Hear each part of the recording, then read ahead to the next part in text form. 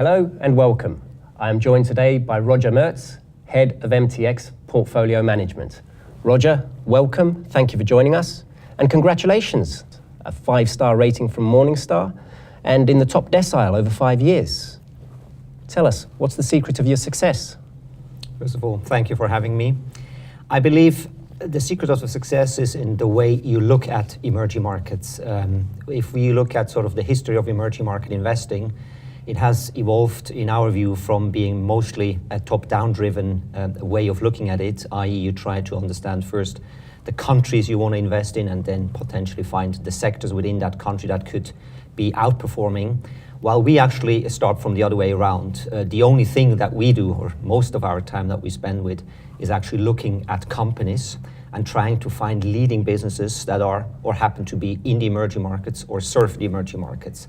So the question is less, for example, if a company is domiciled in Thailand or in Indonesia, the question is this a business model that over the next couple of years could continue to be a leading business model, and as a result could allow this company to gain market share, to increase its product offering, to redeploy its cash, and try to understand what kind of customers do they serve and why do these customers buy these products. So it's not really much different from what we do in our developed market strategies. It's trying to understand leading businesses and trying to make sure that over time, as these businesses grow, that they reinvest the cash flow which they generate in a very smart way, and which allows them to actually expand their product offering and expand the return on invested capital that they generate over time and let these companies compound over time. So it's much more a way of looking how you look at emerging markets versus the way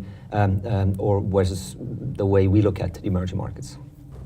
You focus on leading companies. I guess everyone would say they focus on leading companies. Can you tell us what you specifically mean by that and why you take the approach that you do?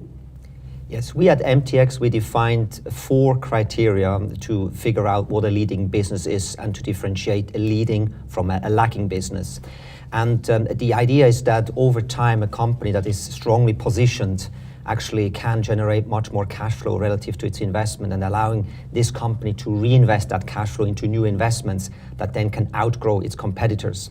And at MTX, we've defined a framework consisting of 4 pillars that we're using to define a leading business and a leading company and a leading emerging market company. 1, it is a company must generate a very high return on their invested capital. Secondly, there must be a very dominant, a very leading, strong business in terms of what they do, in terms of their product offering, in terms of their market shares, etc. Thirdly, they must be attractively valued, so they shouldn't be too expensive for us to purchase as an investor.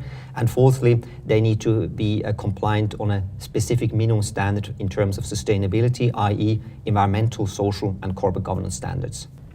How do you differentiate from other quality managers? I think there are 3 main areas where we differentiate from other quality managers. 1, we use hard criteria to define what a global or an emerging market leader is, i.e. we invest only in the top quartile from a return on invested capital perspective or industry positioning.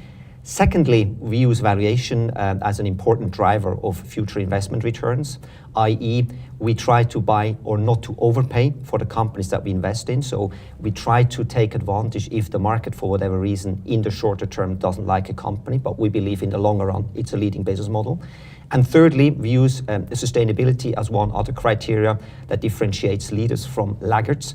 Sustainability is an area where we set minimum standards, and we want these companies to comply on a certain set of environmental, social, and corporate governance minimum standards. If they achieve that, we use this also as a risk management tool in order to assess how likely is it that the company's future industry positioning or future's high return on invested capital could be jeopardized by a not sufficient environmental or social or corporate governance management of the company.